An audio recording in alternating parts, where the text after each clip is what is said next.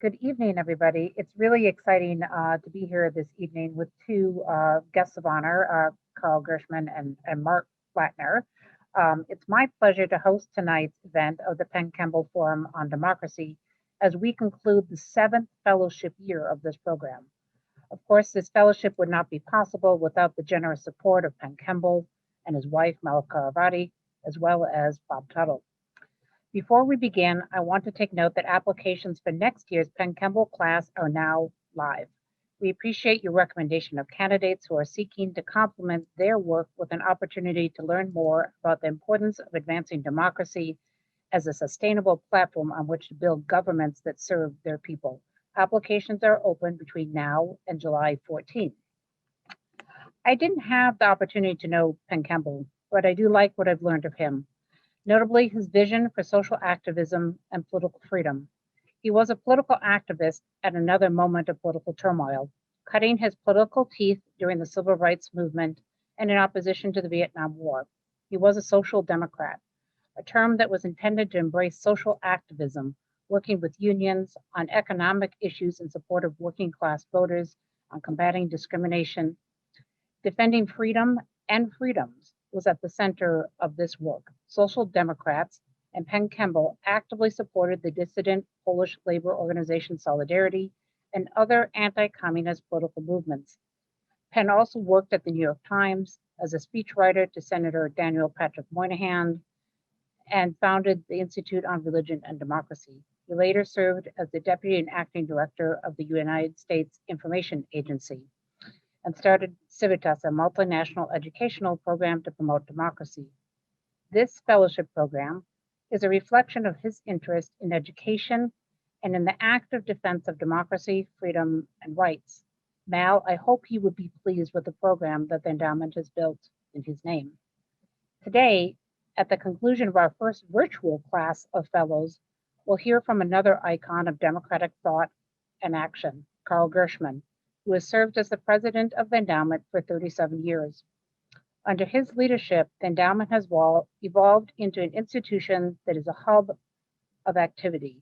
In addition to making $250 million in grants annually in every region of the world, the endowment has grown to be a center of thought and action. Carl has overseen the development of a constellation of democracy-centered initiatives at NED to include the Journal of Democracy, the International Forum for Democratic Studies, a center for research, discussion, and thought, the Reagan Fellows Program, a residential fellowship program that to date has hosted 318 democratic activists, scholars, and journalists, the World Movement for Democracy, a network of global democracy activists, practitioners, leaders, and scholars, the Center for International Media Assistance, an entity dedicated to promoting and improving independent media in developing countries around the world, and of course, the Penn Kemble Forum on Democracy, the fellowship program that we are hosting tonight that brings together emerging national security leaders to study the role of democracy and human rights as a part of U.S. foreign policy. A further addition to Carl's legacy will be a new Democrats at Risk initiative that will support the needs of a growing number of activists, journalists, and scholars who are granted emergency fellowships at the endowment due to undemocratic developments that have required them to leave their countries, at least temporarily. This is a fitting tribute for a person who the NED staff consider to be NED's activist in chief. It will be an enormous transition for this organization when Carl leaves this summer, and we are excited to welcome Damon Wilson as the new president of NED. I hope you enjoyed tonight's conversation and reflection on the field that Carl has really personally evolved as his life's work in supporting democracy. Before we start the conversation, I want to introduce Marc Plattner, who will be interviewing Carl. Marc is the founding co-editor of the Journal of Democracy and co-chair of the Research Council of NED's International Forum for Democratic Studies. He's also a board member at the NED. Until 2016, Marc served as NED's vice president for research and studies, and from 1984 to 89, he was NED's director of programs. He is the author of the book Democracy Without Borders, Global Challenges to Liberal Democracy, and his articles on a wide range of international and public policy issues have appeared in numerous books and journals. Over the past 2 decades, he has co-edited with Larry Diamond more than 24 books on contemporary issues relating to democracy in the Journal of Democracy's book series. Carl and Marc will have a conversation for about 45 minutes, and then we'll pivot to some questions and answers. Thank you to those fellows who have submitted questions in advance.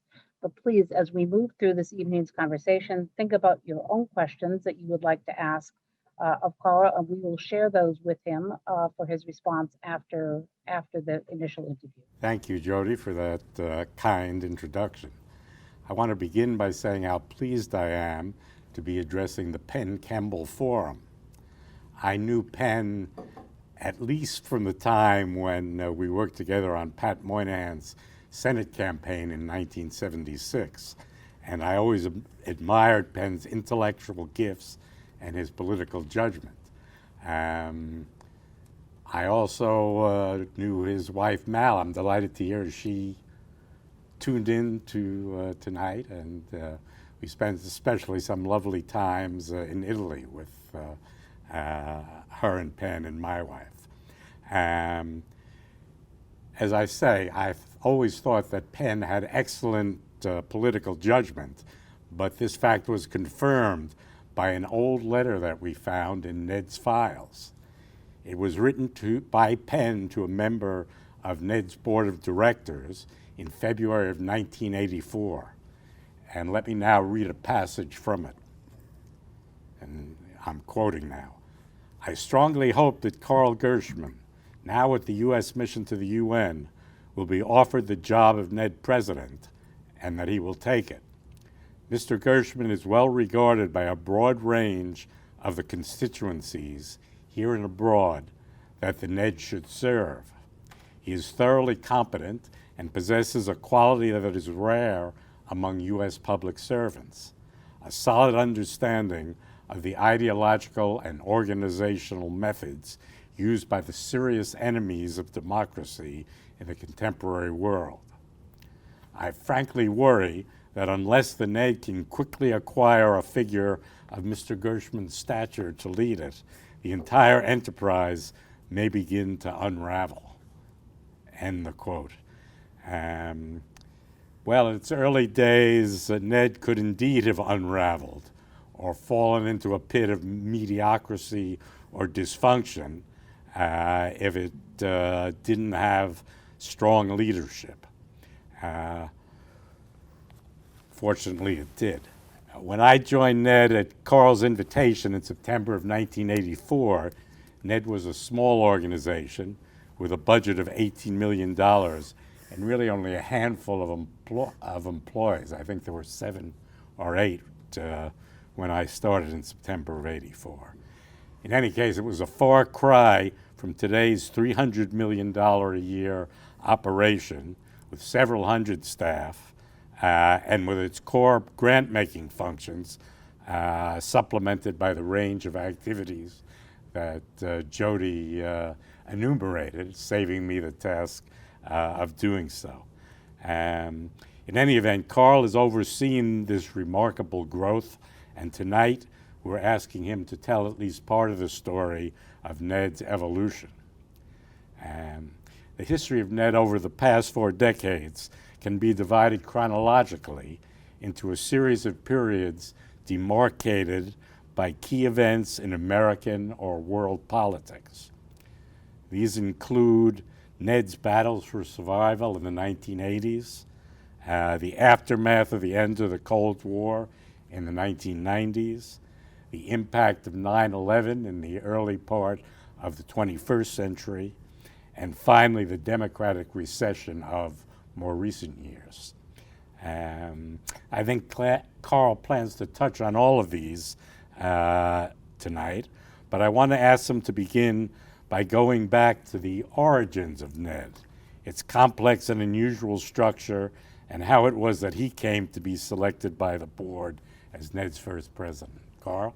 Thanks, Mark. And, we've been colleagues forever, so it's just great to be here with you tonight, Mark. You know, when you talked about Penn, Jody, you talked about this movement that we were both a part of, the socialist movement or the social democratic movement, which I joined in 1968, and Penn was already a leader in that movement. So he was my senior, and in a way I learned from Penn. But what really characterized that movement, and where I got my education, was that it understood not only, you know, ideology, but it engaged in the battle of ideas with the enemies of democracy, totalitarian enemies, and others around the world who were against democracy. And we believed that democracy was a struggle. And when I was running the Social Democrats USA from '74 to 1980, I later went to work for, as was noted, at the United Nations for Jeane Kirkpatrick. But when I was running the SD back then, I brought around some of the leading intellectuals, democratic thinkers in the world, Sidney Hook, for example, or the Polish philosopher Leszek Kolakowski, or the American writer James T. Farrell, who not only wrote Studs Lonigan, but he was really also a political person who went with John Dewey to Mexico in 1937 when they had the Dewey Commission that was looking at the purge trials in the Soviet Union, and in particular the trial of Leon Trotsky. And I brought these people around, and you know, we developed a really broad reach intellectually because we were small politically. We were just a handful of people. You mentioned Moynihan in 1976. Well, in 1975, we got involved with Moynihan when he was at the UN, and we supported his battles at the UN. And at that time, Moynihan became our most famous and supporter, and he would always praise us. And he wrote an article in the American Scholar where he said that we were the people who could best make the case for America in the world, that we understood it because we were acculturated, as it were, to the realm of ideology where this battle has to be fought. He understood that. And this is what we did. That's who we were. That's what I came out of. And then the other person I think who was really critical to looking at the history and the way that I got involved in the NED and then how the NED was shaped and emerged was Lane Kirkland, who was the president at the time when NED was created of the AFL-CIO, the American Labor Movement. And at the time, labor was the only American institution after the Vietnam War, and we really retreated into isolationism, the only American institution that had a really significant international program with institutes working in Asia, Africa, and Latin America. And the Social Democrats that I ran was also very close to labor. So Lane was in Washington running this big institution. We were in New York. And then when the idea came for the NED, he was able to be a bridge between these two worlds. And the reason the idea evolved, I think, was that in the late 1970s, after the authoritarian regimes fell in Spain and Portugal, the German political foundations, the Eber Stiftung and the Adenauer Stiftung, they went into Spain and Portugal, and they really helped the transitions.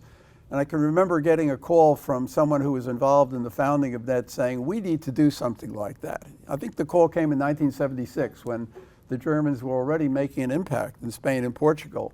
And this person, George Agri, he created the American Political Foundation, which got an AID grant ultimately to do the study that was called the Democracy Program, that ended up proposing the NED with a certain structure with 4 institutes, which was sort of our version of the German political party foundations.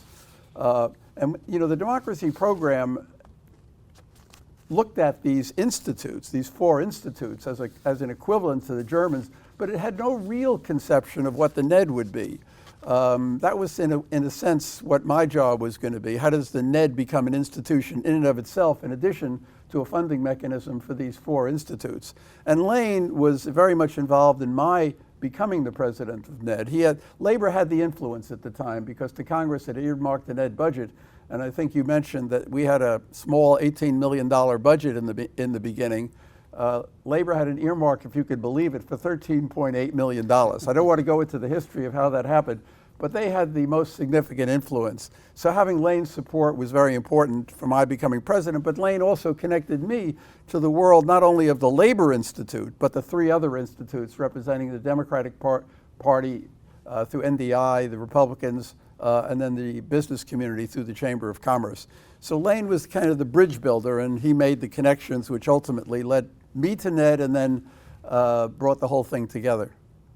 And a very interesting bit of history. Maybe you'd want to say a word about, since the NED was originally conceived as primarily funding the four institutes, how we were able to develop what sometimes is called a discretionary program, but in any case, the program of small grants to civil society activists. Well, it was always in the conception, but it was minor. Ben Wattenberg, who was on the Democracy Program group, he used to speak of the whales and the minnows, and we were the minnows. And I think out of the initial budget for the endowment, there might have been $2 or $3 or $4 million for both the administration of the endowment and for making these small grants. And for a long time, it didn't get much more than that. But you know, if you do it well and you could sort of find really good creative people, you can develop a small grants discretionary program, which is what we did. The challenge in the beginning was the board didn't think we had the ability to administer these grants, so they insisted that we find U.S. groups to administer a grant. We tried to limit the overhead to 10%, but sometimes that created problems. If the U.S. group got itself into trouble, we were blamed. But sometimes we had no choice but to find the U.S. group. As the NED grew, we now administer the grants ourselves. Well, at that time, democracy assistance was, except for the German model of the German foundations, was something new, untried, and untested. The whole idea was still a very controversial one, and it was opposed by some members of Congress on ideological grounds or on fiscal grounds. And during the early years, during the 1980s, there were many controversies that sprung up over NED programs. I used to say that the ratio of articles about NED in the op-ed pages compared to news articles was probably higher than that of any other organization, because we were almost never in the news, but every time there was an effort to cut our funding, expand our funding, it led to a war of the op-ed pages by various columnists. So, Carl, I don't know if you want to say anything about those controversies, those battles in the 1980s that nearly sunk the endowment. Well, the NED was controversial from the very beginning. I mean, even before I came on in 1983, the original budget for NED, the authorized budget, was $31.3 million with earmarks not only for labor with its 13.8, but there was $5 million earmarks for the two party institutes. And that was knocked out in the initial debate in 1983. I came on in 1984. So this was controversial, and I didn't realize what I was getting myself into in the beginning. You know, we took out a contract on a house, and I think the week after we signed the contract on a house, the House of Representatives voted to zero us out, to kill us. And we were then left to survive if we could survive in the Senate. And the chairs of the chair and ranking member of the Appropriations Committee, Senator Warren Rudman from New Hampshire and Fritz Hollings from South Carolina, they wanted to kill us. Hollings used to say, "NED is dead, and we're going to make it dead." And I was a New York intellectual. I knew nothing about Congress or how to fight these battles. Somebody set up a lunch for me with Rudman right before the vote in the Senate on the NED budget. The senator from New Hampshire. The senator from New Hampshire. I can remember sitting with him at lunch, and I said, Senator, please give me a chance. I mean, he thought that it was all going to be, boondoggles and junkets by party people and so forth. It was not going to be serious political work. And I said, look, we're doing something in Poland. We're doing something in the Soviet Union. We're doing something in South Africa. This is going to be... He looked at me, maybe this guy is not entirely crazy. And then there were three votes. There were three votes on the NED when we hit the floor after the defeat in the House, and we won the first for the NED budget. They knocked out the party institutes again. That passed by 2-1. And then there was a third vote where they were going to shift the money to the Humphrey Fellowship Program, and I thought we were finished. I thought we were dead. We survived by 5 votes, and we were given a little bit of life to then do with it what we could. And you know, we had to define what the NED was. In other words, nobody knew what it was. It was a pass-through to these 4 institutes, basically. And Mark, you know, after you came on in September, the two of us together drafted the Statement of Principles and Objectives. It's still a document worth reading because it defined not only what the NED would be, but what the NED is still, and the principles are really there. I mean, there was concern at the beginning that NED would be ideological. I mean, they looked at me and said, he's an anti-communist neocon, or something like that, and there were people who wanted to get it. By the way, I was once told when I was taking a trip to Europe by somebody who had been at the Hungarian embassy before, that he told me that we in the Hungarian embassy, which was part of the Soviet bloc at the time, we were working with people to try to kill the NED. I mean, this was the way it was, and we were a target every time the budget came up. And we had to assure people that this was going to be for democracy, not against communism. It would be against communism, but it would be for democracy in a much larger context. And the Statement of Principles and Objectives really did that. You know, it talked about how we would be supporting transitional countries, we would be supporting emerging democracies, we would be supporting countries that were poor and really had a long, long way to go, but we would also be supporting what we call people who are fighting for freedom in closed societies. And there was a terrific paragraph, it's been quoted many, many times, that while we would devote the major part of our resources to countries that had a realistic opportunity to make a transition to democracy, we would not neglect those who hold up the flame of freedom in closed societies. And it was a kind of an inspiring message, but it also told people that we were going to be very broad, we were going to be consistent. This is how we were going to fight the battle. I might note also that in that Statement of Principles and Objectives, and Mark, you will remember this very well, you know, the board at the time didn't want research, but you wanted research. And I wanted research because we believed that ideas were important. So we put a section there about research. But nothing existed, but it was an idea for the future. And I wanted to build an international movement. Because you know, when I was in the Social Democrats, I was involved with the Socialist International. I criticized them in the end very much, but I also wanted a kind of an international movement. And so we put a section in the end on international cooperation. Again, it was just there as a placeholder. In 1984, we created the World Movement for Democracy in 1999, 15 years later. But we created it. In other words, the Statement of Principles and Objectives laid the foundation for the future. So that was one thing we had to do. And then just quickly... Let me just add that we did have one research program that we approved early on. But that was a program. It wasn't us doing it. We got this great proposal. We called it the Lipset-Linz-Diamond study. You know, Marty Lipset, Juan Linz, and Larry Diamond, and they were going to do a study of democracy in developing countries. It was a $100,000 grant. It led to 3 volumes, 26 essays, and ultimately it established the relationship with Larry, with Stanford. I first met Larry at a conference for that program at Stanford in 1985, I think. Right. I mean, that's how we established these relationships with the greatest thinkers in the world on democracy, that $100,000 grant. But then, you know, we also had to establish procedures, and, you know, our labor group never wanted to tell us what they were doing. They said, they can't, it's too sensitive. And then they got into a lot of trouble. The famous French grants controversy, Mark, that you were very much involved in. They were giving funding to a university group in France that had sort of a checkered past. And it became a big political issue, and it was a controversy.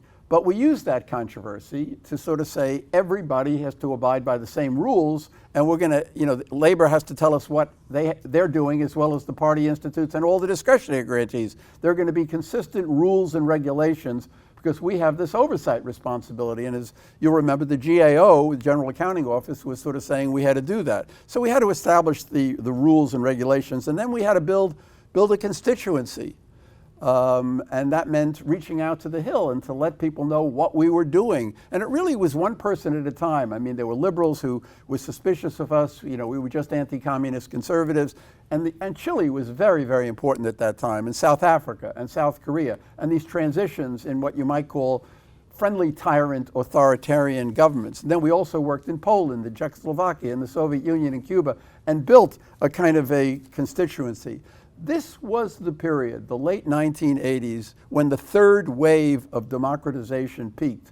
And for us, that was tremendous, because before the third wave, you had a divided political constituency between liberals and conservatives, where, you know, the liberals did not like these right-wing friendly tyrant governments, and the conservatives were very afraid, you know, that we have to defend these because the result is going to be communism. And, you know, President Kennedy even once said that there are three possibilities in descending order of preference. There's democracy, there's like the friendly tyrant authoritarians, and then there's the Castro type leftist regime. And we want the first. We have to aim for the first, but we shouldn't give up the second unless we're sure we're not going to get the third. Kennedy actually said something like that. And democracy promotion became the way, as the writer Shirley Christian said back then, to try to avoid this very, very hard choice between military intervention and accepting a leftist government that will be anti-American. Democracy promotion filled that gap. And so it was a good period for us, and we were able to reach out and build a constituency. And then we also finally, we had to tell our story. We had to tell our story. And I've told you this, Mark. I always believe that you got to try to take advantage of adversity. And in 1986, during the Iran-Contra controversy, when the U.S. was, accused of funneling money to the Contras that they, that illegally, and that they had gotten from, from Iran, but and Ollie North was the one who was accused of doing that. And there was a front page article in the New York Times in January of 1987 linking us to what was called Project Democracy that was being run by Ollie North. Now, what that was, Project Democracy, was the other idea for what the NED might be. It was a governmental idea when the original idea was proposed by President Reagan and was being looked at by the Congress. And the Congress wanted a private operation, not a government operation. So Project Democracy was put on the shelf. I never heard of it, really. But Ollie North picked it up and used it to raise money to fund the Contras in Nicaragua when the Congress prohibited funding for the Contras. And the New York Times went with a front page story saying that that was our covert operation. I mean, it was ridiculous, dangerous. And it was NED's covert operation. It was NED's covert. Even the Economist picked it up and put it the other way around, that we were its open operation. I mean, ridiculous the way the media could distort these things. And so we said, this is terrible. We got to tell our story. And by this point, 1987, we were already building a certain constituency. So we decided to bring everybody to Washington and organize a big conference.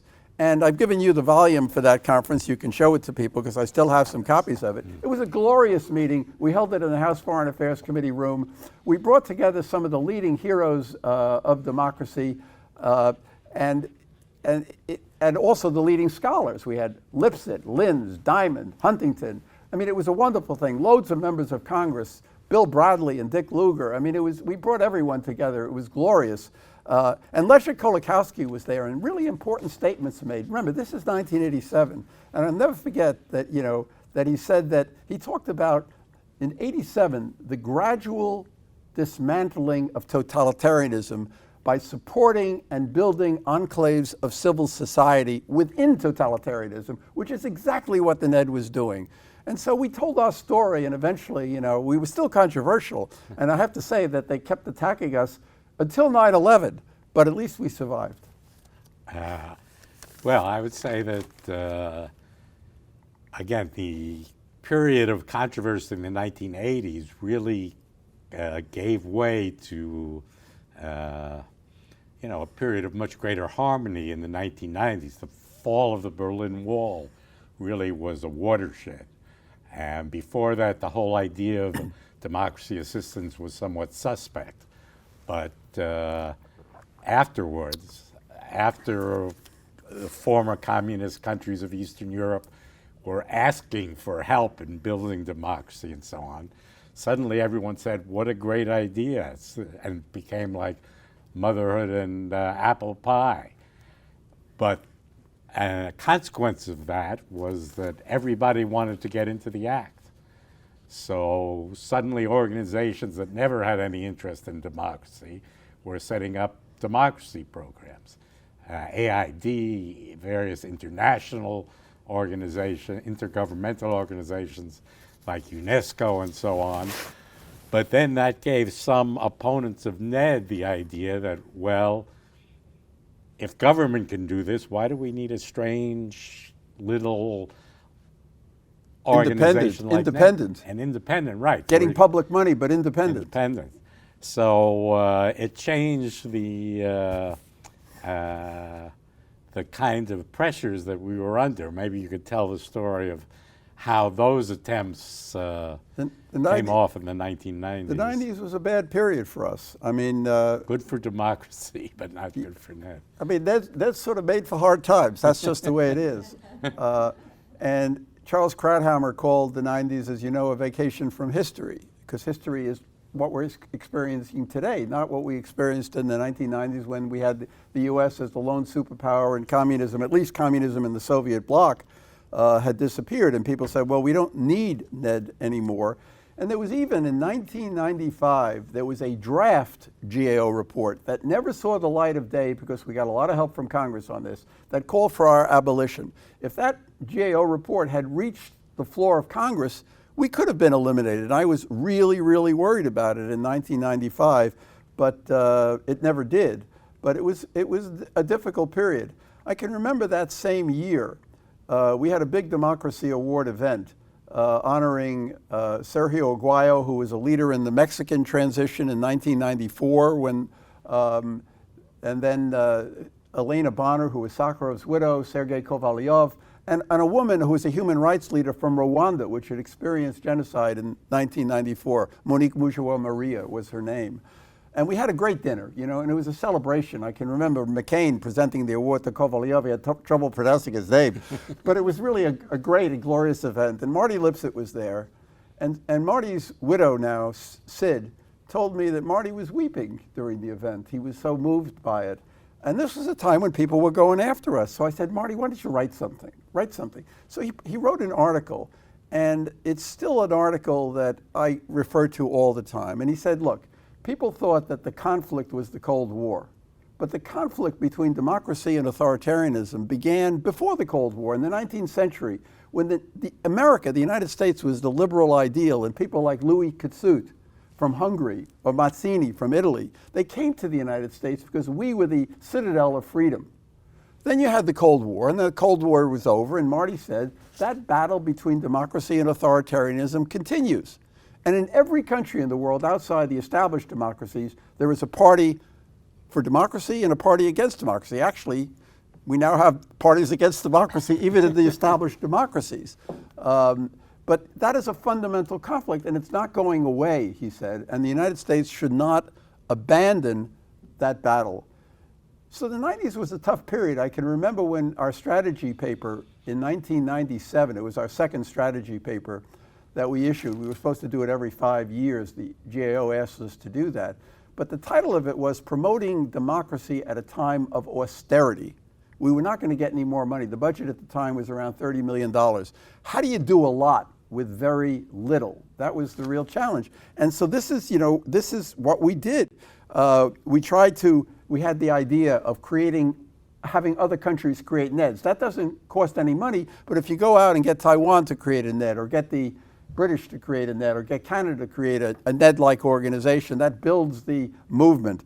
We had the Congress in 1993 asked us to convene a democracy summit with the new organizations that had been created in Britain and Canada. We also had Japan there because we wanted Japan to create a NED. And then we started bringing all of these organizations together, which was another way of doing something without really spending a lot of money. We created, as you'll remember, Mark, the Journal of Democracy in 1990, but then the International Forum for Democratic Studies in 1994 you wanted to leave, Ned, and I said, Mark, don't leave. I'll even create a journal to keep you. So we created the Journal of Democracy to keep Mark at Ned, and then look what it accomplished. But the International Forum gave us a much greater reach and prestige. And then finally, the World Movement for Democracy, which doesn't cost a lot of money, but we had our founding conference in India in 1999. It was all trying to do a lot with very little. And then, maybe the last point on this, Amartya Sen gave the keynote address at this founding conference of the World Movement for Democracy. And we published it in the journal, and it was called Democracy as a Universal Idea. Universal value, I think. A universal value or idea. Well, go and check that, Mark. But I remember it was the best speech ever made. And we were pushing this line that democracy is global. But he explained it in the most brilliant way, because this was at a time when Lee Kuan Yew in Singapore was pushing the line of Asian values, that Asians don't want democracy. Democracy is a Western idea.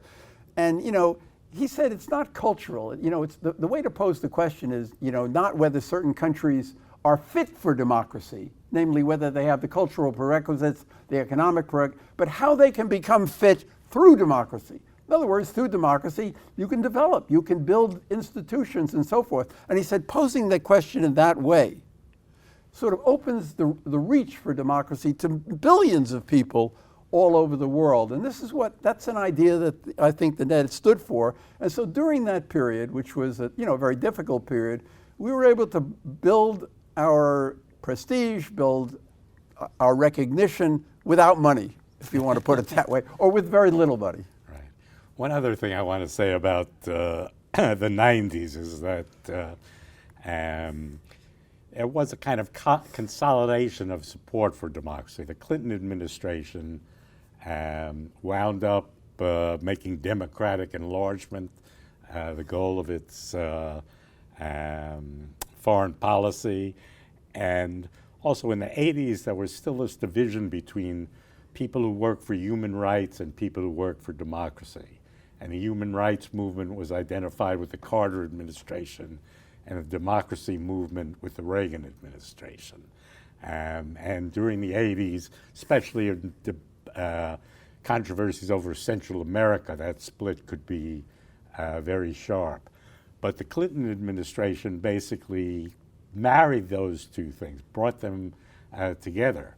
So in one, I think, interesting sign of this, that what had been called initially the Bureau of Human Rights and Humanitarian Affairs in the State Department was renamed the Bureau of Democracy, Human Rights, and Labor. And I think this really did represent a sense that democracy was not just some ideological or neoconservative cause, but was a broad cause that went hand in hand with human rights. I never could explain to our friends abroad why the human rights world had a hostility to NED, because they saw it was so natural, but they did, and it persisted throughout, a good part of the 1990s. But, I think they saw us as too political. Human rights was somehow non-political. Democracy was trying to push an agenda. No, I think that's exactly why it was.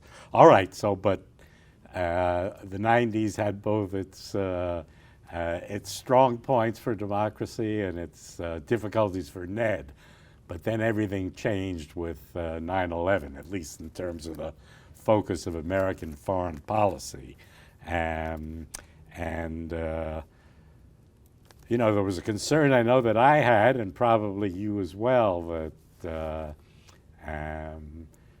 the effect might be to make American policymakers think that this democracy support was kind of a frill that we couldn't afford now that we had a real enemy that we had to concentrate all our resources on countering terrorism.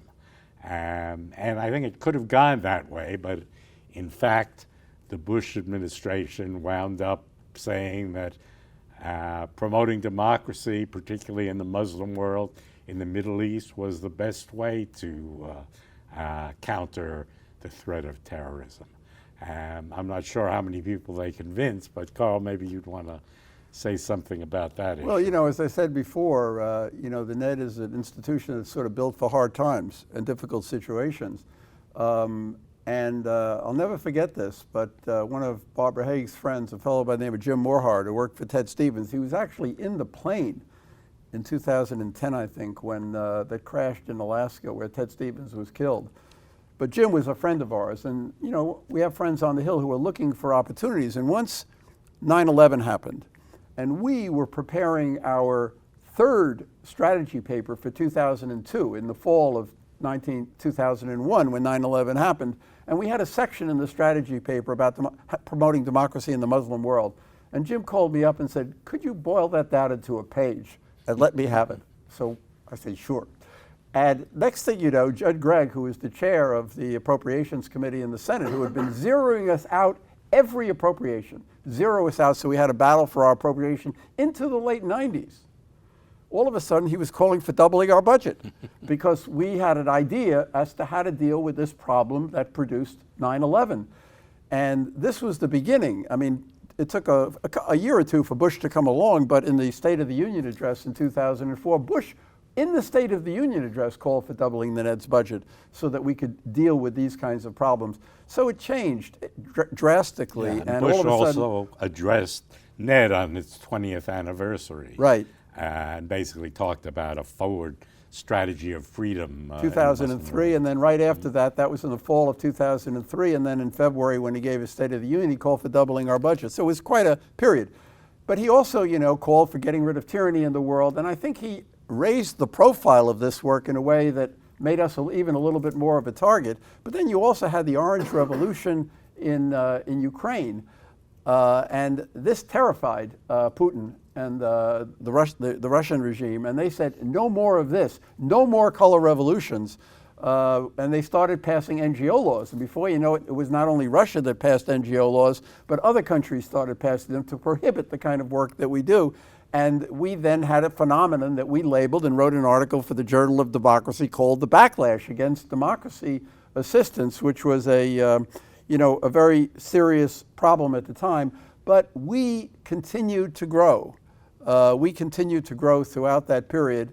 And so, the budget today is 10 times what it was when 9/11 happened.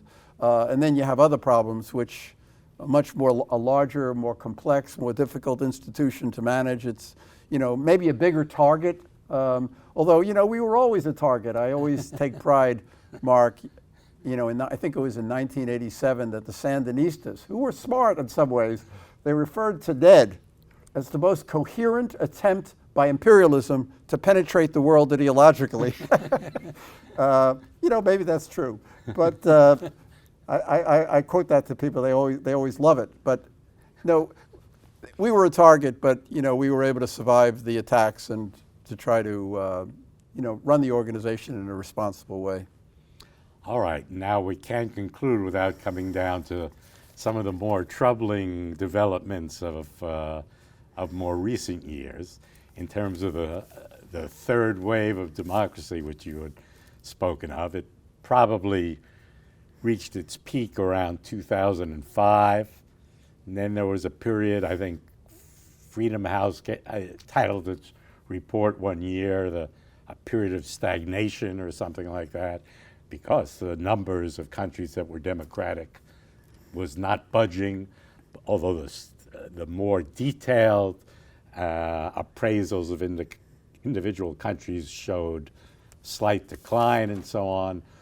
But the third wave still seemed not to be declining from its peak. But then in the last decade, the decline became more and more apparent. And we're in the throes of a period now that Larry Diamond had labeled a democratic recession. He's actually used the word reverse wave. So, yes, in a certain sense, we are in a reverse. Sam Huntington had these three waves of democratization when he wrote the book, The Third Wave. And the question was, have we entered a reverse wave? So a democratic wave is when more countries go from being authoritarian to democratic than move in the other direction. And I think now it's pretty clear now that countries like Hungary and Turkey and so on have been classified as no longer democratic but authoritarian, that there is what can be called a third wave, although its dimensions Reverse are not wave. clear yet. Yeah, a reverse wave, a third reverse wave. So now I know, Carl, there are going to be questions about the current period and the difficulties. Here's one of them from a current Penn Kemble fellow saying, where should we be worried about the state of democracy that is outside the countries typically mentioned in news articles and headlines? Are there any places under the radar that people aren't focused on enough? Problems. Yes.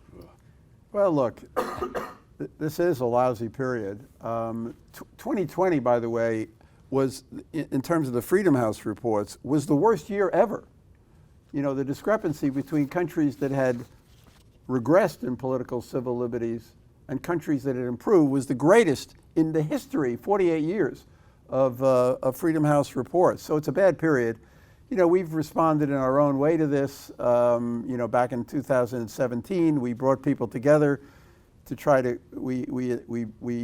everyone signed something called the Prague Appeal for Democratic Renewal. How do you bring people together? We passed a strategy which, had six points about how to try to reverse the retreat, liberalizing authoritarian countries, trying to help some democratic transitions succeed, although it's really difficult dealing with issues of technology, trying to build more unity among Democrats. But it's really, really tough. And as you said to me the other day, Mark, having sat through a NED Board meeting, it's a pretty bleak world out there.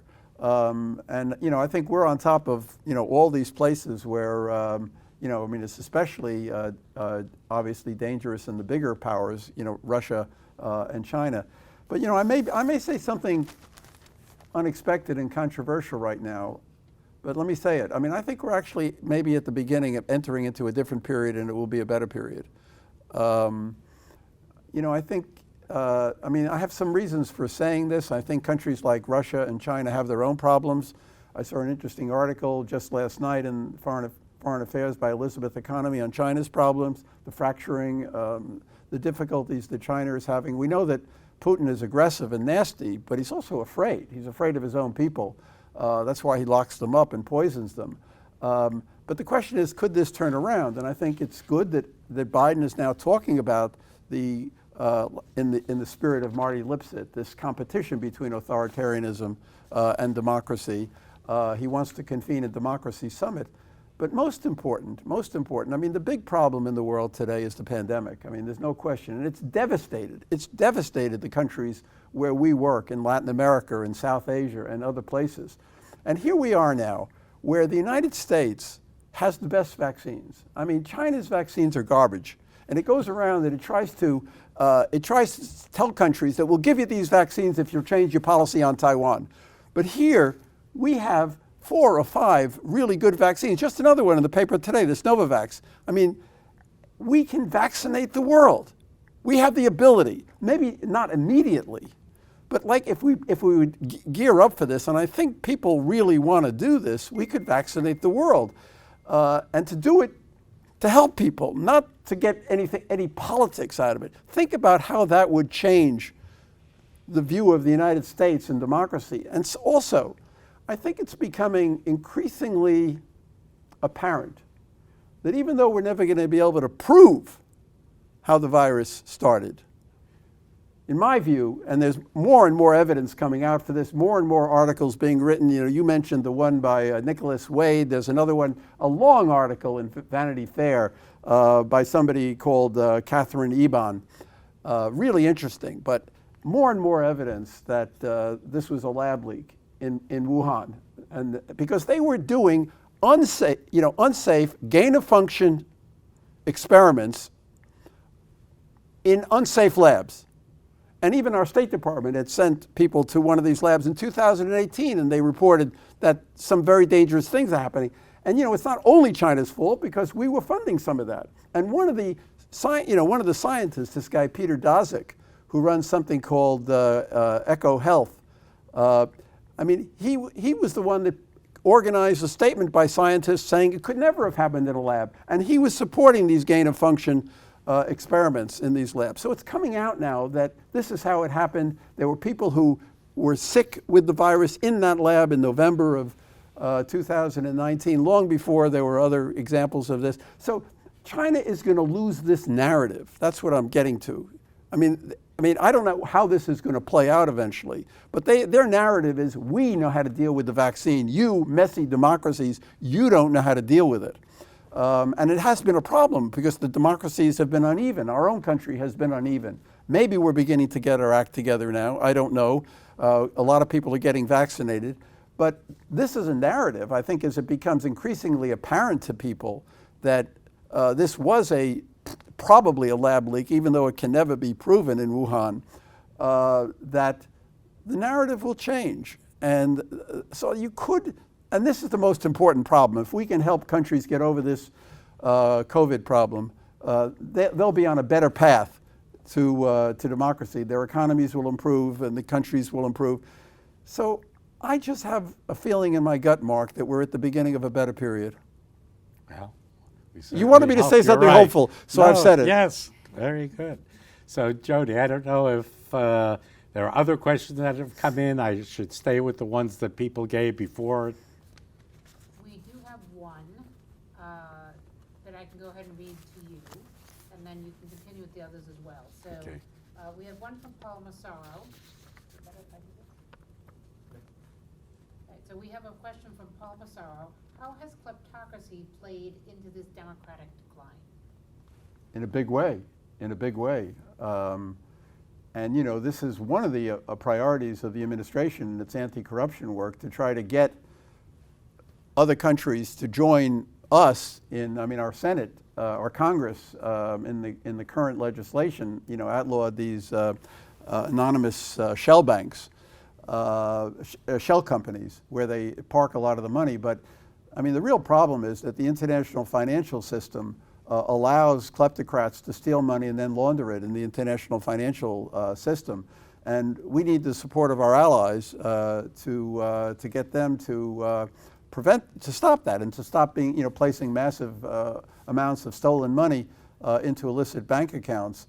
And so this can be reversed, but there's no doubt. And why is Navalny in prison right now? He's in prison because he made a video, and he's obviously a critic of Putin's corruption. Putin is a massive thief in addition to being a murderer. He's a massive thief. And if we can prohibit, there's nothing better that we can do to try to reverse the trend. And I think we can do this, to reverse this decline of democracy, than to crack down on kleptocrats and prevent them from using the international financial system, which is basically run by the West, the major banks and so forth. The United States and Europe together could do this, to prevent them from using this system for their own ends. Because then, what do? They not only use the money to build their own palaces that Navalny wrote about, but they buy palaces in London, they buy palaces here. They corrupt our own political system in many, many different ways, and not just our system. They corrupt other democracies. They exploit the weaknesses of the open West.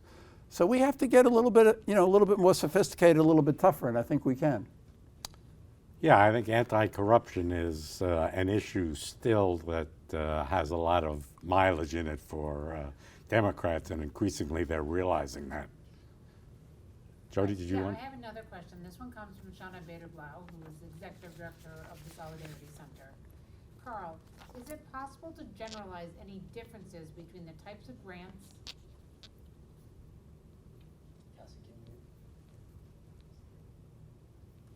Okay. Question for Carl from Shauna Bader-Blau, the Executive Director of the Solidarity Center. Is it possible to generalize any differences between the types of grants and grantees NED supported early on and grantees today? What I mean is, can you compare the types of challenges or opportunities for democracy that grantees were trying to address in the early 90s and the types of challenges grantees are currently trying to address today? I'm curious what your perspective is over the decades about how these civil society struggles have changed. Wow, great question, Shauna. The world is changed so vastly since we got started, Mark. I remember when we got started, there really wasn't a very active civil society. I mean, we found some of the first groups, and actually the way we were able to write the statement of principles and objectives was by looking at what they were doing and saying, this is what we should support. We didn't dream it up. And it has grown, steadily, I think, since then, especially, then after the Cold War ended. But what's happened so dramatically in the last 30 years is not just the rise of authoritarianism, but the technological revolution, which has just exploded civil society.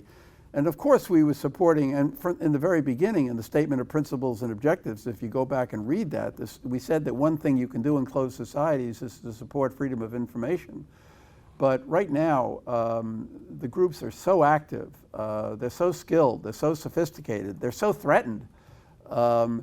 And it's a massive, massive civil society. And you've had these protests all over the world over the past few years. Why does that happen? I mean, these are protests against corruption. And why does that happen? Because people are aware more now than they ever were before. I realize that technology is something that can be used by the autocrats and the authoritarians to crack down, to engage in massive surveillance and the surveillance state in China. And it's very, very threatening. But it's also, in a way, awakened and empowered people at the grassroots in a way that's not going to change. It makes possible also civic government, civic participation through the internet, but it's a massively enlarged and changed civil society than it was in the beginning. And you have really this battle, which I don't want to say we're on the sidelines, but it's a battle between mostly between governments that want to control power and their populations that want more say, more participation, more inclusion. And we are, yes, we are supporting one side in that battle for more participation, more inclusion, but also more rule of law. And it's not a battle that's going to go away. It's just been escalated to a degree that it was not apparent in any way in the early 1990s. Yeah, I agree. That's absolutely the biggest change, and who knows how it will go in the future. I mean, we published a book with the title Liberation Technologies sometime in the early 2000s, and there was the idea that the advances in information and communications would just make it impossible for authoritarians to clamp down on their populations. But it became clear in more recent years that that was foolish optimism and so on. But I think there's still a struggle going on between a kind of arms race between the civil society and repressive governments. And it's not a conflict that's over by any means. No, I mean, even during COVID, these people have come out to protest. We thought it would end, but it didn't end. In fact, it grew. So let me ask a couple of other questions we have from people that you know. One I think you've already answered, from Dave Peterson at NED, saying, Penn, Campbell, Carl, and several other individuals who played a role in the early days of the NED belonged to a rather obscure political organization, the Social Democrats USA. Could Carl reflect on their significance? Well, one of them was Dave Peterson. Dave Peterson, yes. One of the few people around. I mean, Dave, I didn't mention Bayard Rustin, but Dave worked with Bayard Rustin at the end of Bayard's life on something called Project South Africa. And Bayard was my mentor. And so maybe, and A. Philip Randolph was his mentor. I should have said that when I spoke earlier, that these were some of the greatest people. I mean, a lot of people have said that A. Philip Randolph was the greatest American who lived in the 20th century, and I have said that. Most people don't know who he was already, but you can go down to Union Station and see a statue of him. But he was extraordinary. Martin Luther King came the generation after A. Philip Randolph, but he stood on A. Philip Randolph's shoulders. He was a labor leader. He organized the Brotherhood of Sleeping Car Porters, which became a kind of massive network of 10,000 porters all around the country, and that's how the Montgomery bus boycott got started. But then even I came along, and Bayard was my hero, and then I was offered a job to work for Bayard. It was a dream come true, and I worked with him for the last 18 years of his life. He died in 1987. And it was a small organization. It split, a left-right split in 1972. I then ended up running what was left. We had the majority in the split, I might say. we were the Bolsheviks. We had the majority, although it was really tough to grow. It was really tough to grow, and I was basically the executive director of a small organization, maybe 1,000 members, and I tried to enhance its public visibility and prestige, as I said, by recruiting famous intellectuals like Hook, and they were famous at the time. A lot of people may not know them, but Sidney Hook was America's greatest. He and John Dewey were America's greatest philosophers in the first half of the 20th century, and Sidney was one of the great voices for democracy. And I brought them around, and they made important statements. And I tried to build this organization and give it a much more prestige than its numbers would allow. And when I think back on the people that were involved in this, Sidney and Jim Farrell and Kolakowski and Byard and Mr. Randolph and Max Shachtman, these were great people. These were extraordinary people. And that's where I got my education to do what I did later. I mean, when I came to the NED, I think I'm speaking pretty frankly here. Nobody really had a clue as to what it would be. I mean, it was to be a funding mechanism for the four institutes. That's what it was.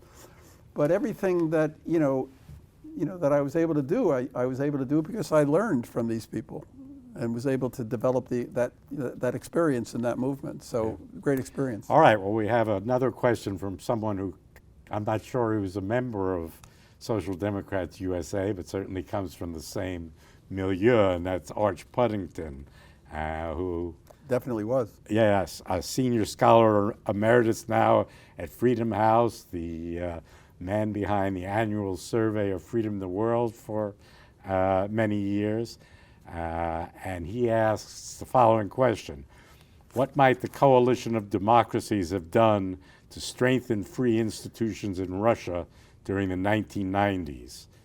Were there steps we might have taken that would have retarded Putin's drive towards autocracy? Did we get it wrong? Could we have done more? Well, of course we did get it wrong. I mean, we get so many things wrong. I mean, I myself had illusions about this, the future. I mean, Frank Fukuyama, we had illusions about the future of liberal democracy.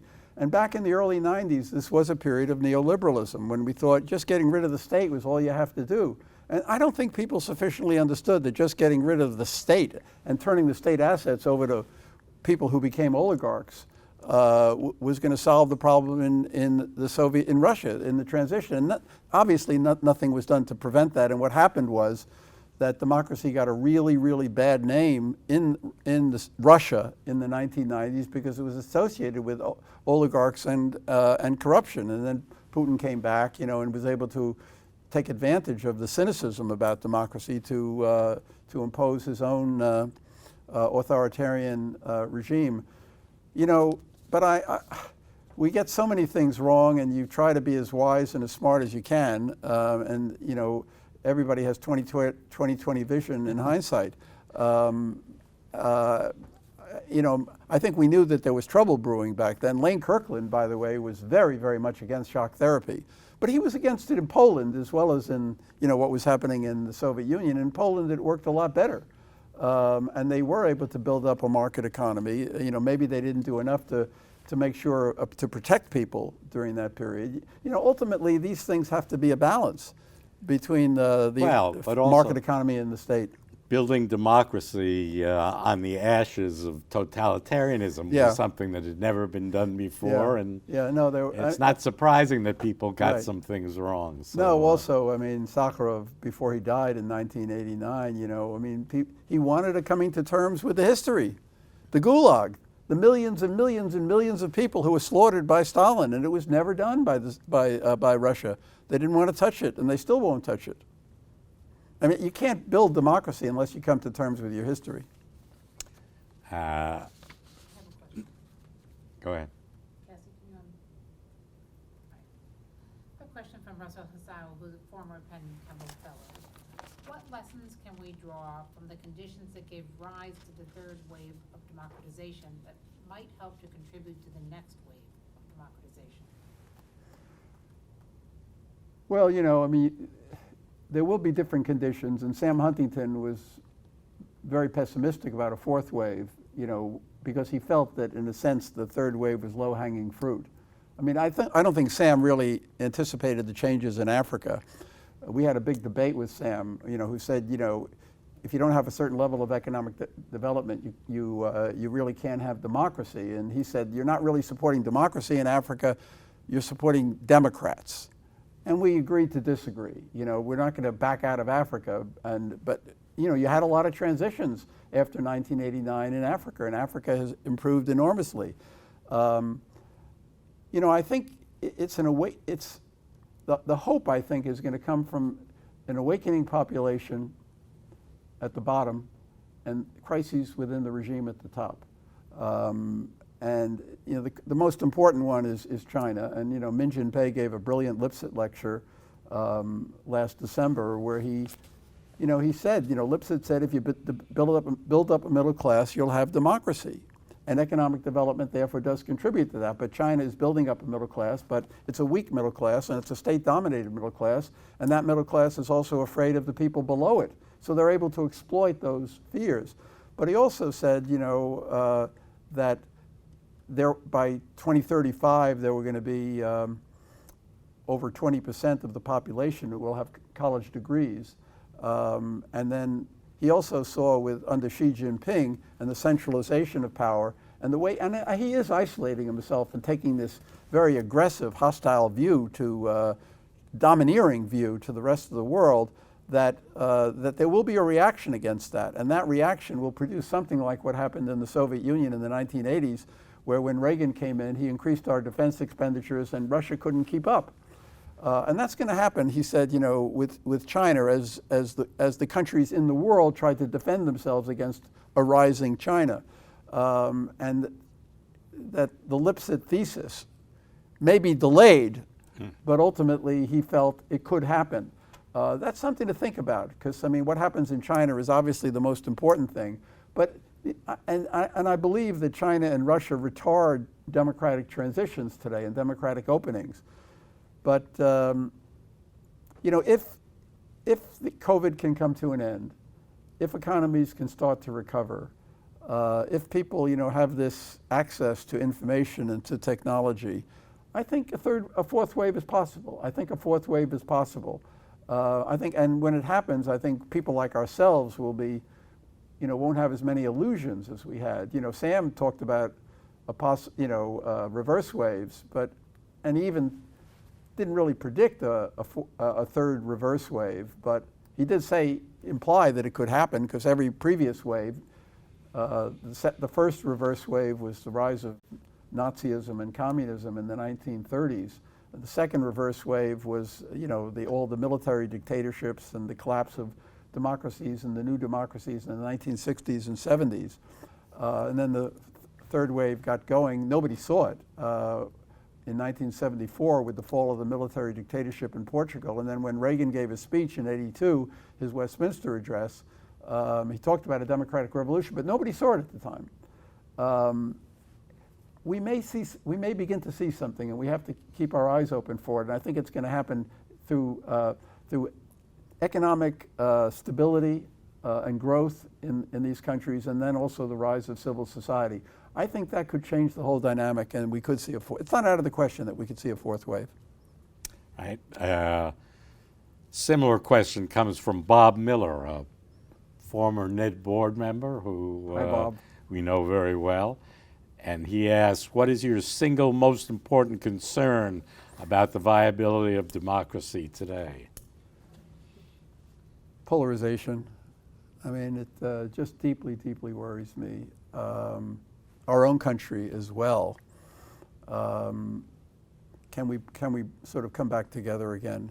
And if we come back together again, you know, it's got to be on the basis of these values. I've been thinking a lot, you know, about this debate over 1776 and 1619. You know, it's such a nasty, divisive debate, you know, where people are either put on the side of saying America is a good country, and the other side, well, it's a good country with a bad past, you know? Why can't you be for both 1776 and 1619? which I always was for. I mean, you know, I was a civil rights activist. I had loads of books on slavery. I was fully aware of that history, you know, fully aware of the history of Jim Crow, which was what the civil rights movement was against. Why can't you sort of say that America is a terrific country because it has the capacity to have a civil rights movement and to have, you know, to have Jim Crow, but then overthrow Jim Crow, to have slavery and overthrow slavery, because we have these ideals and aspirations, which is what Martin Luther King talked about when he talked about the promissory note. That promissory note was in the values of the Declaration, and we shouldn't get cynical about our country as we recognize what the problems are. And I think it's possible to overcome this, but it's going to take a citizenry, you know, that is committed to the values of democracy. There's a lot of talk about civic education. I hope that can be done. Certainly a commitment to civics. But people have to sort of understand that America is fundamentally a good country. We had a taping last night with the person who is the chair of the World Movement for Democracy, Jose Ramos Horta, who, you know, was a freedom fighter in Timor-Leste and was 20 years in exile between 1975 and 1995. He reminded me that he met me in the 1970s when nobody knew who he was. He subsequently got the Nobel Peace Prize.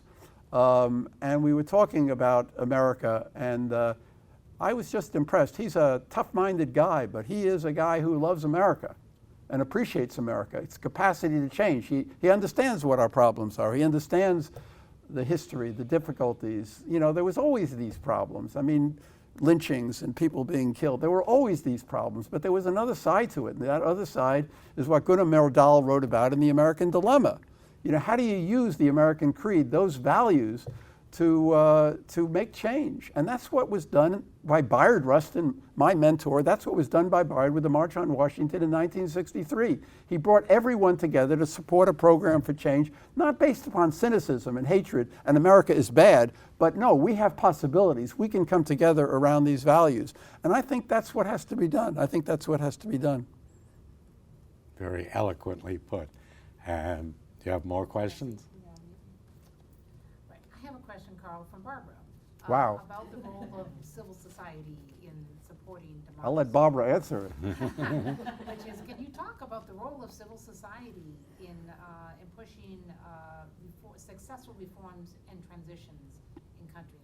What is the role of civil society versus government, and how does civil society contribute to transition? I was actually talking with Ramos Horta about that last night, you know, because he had talked about the freedom dividends of democracy. How can democracy deliver? And civil society, you know, obviously, you can't fight corruption without civil society. Obviously, you need a free media, you need an independent judiciary, but it's that bottom-up pressure which you need more than laws being passed. And governments have to be accountable to an active and mobilized civil society. And governments are much more likely to do the right thing if they are subject to that kind of pressure. And I think, you know, the NED is an institution, and we appreciate the importance of states and good states, states that are capable of delivering. Frank Fukuyama has certainly reminded us of that ad infinitum almost. But our role is to support the bottom-up pressure coming from civil society. And I think they complement each other, and the governments need civil society if they are going to, you know, produce and deliver for the people in terms of services. That's what democracy is. You've got to be accountable to people. You have to service their needs.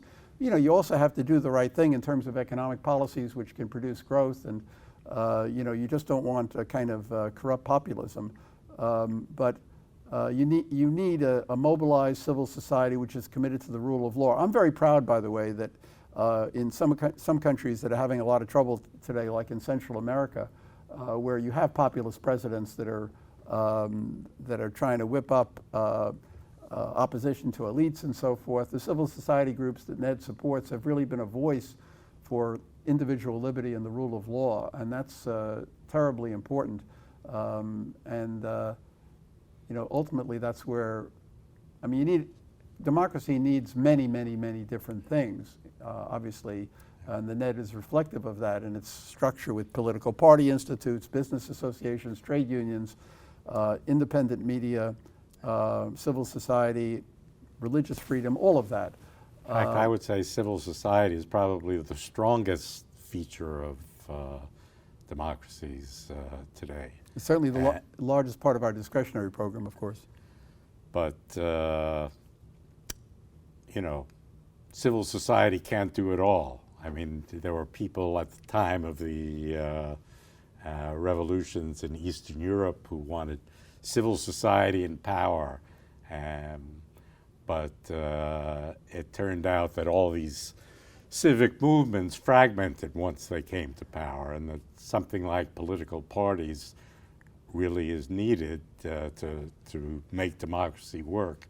And I'd say that's where probably the greatest weaknesses are today. So I think I've gone through all the questions that were here. Do you have? How much time do we have? We have a few minutes. I might just ask you to say something else, right? So we have with us tonight, so of course, this year's class of Penn Kemble Fellows, but also many, many alumni. You know, what advice, how would you want young people or our emerging leaders in foreign national security policy, how would you want them to think about this work in the context of U.S. foreign policy? How does endowment fit into that foreign policy? Well, that's a really good question, and sometimes people think of it as just purely idealistic, helping people, which is of course what we do. But there are very profound security reasons and security benefits from this work. The United States has much better relations with countries that are democracies than countries that are not. I mean, the relations with countries like South Africa and Chile when we were starting out just were turned on their head when these countries became democracies and they were no longer friendly tyrants. So I think, and I think that the work has to be seen as now a field of activity and very variegated.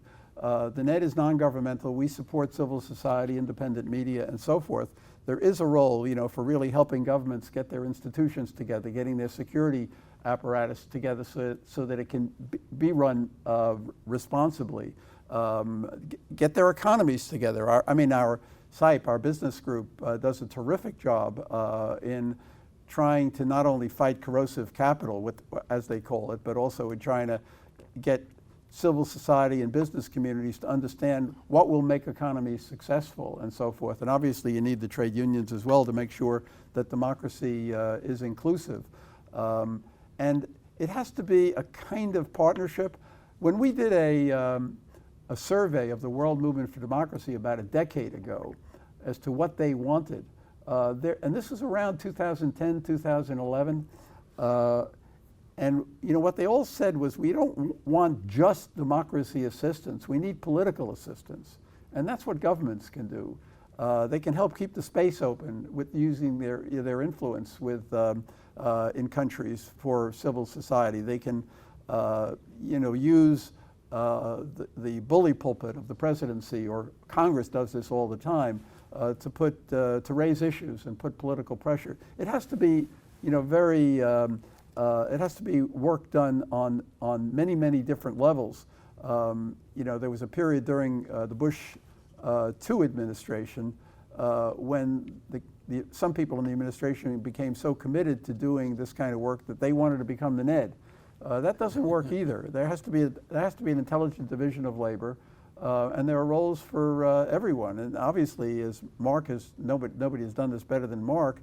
There's also a very important dimension of intellectual research, intellectual investigation, intellectual understanding, because this is an incredibly complex issue, the issue of democracy. How do you build it? Why has it failed here and succeeded there? You don't necessarily, we've always had our ear on the ground and we've responded to forces on the ground, not what some intellectual told us is a good thing. But still, the understanding of this is very, very important in helping you chart your course. So all of that is important.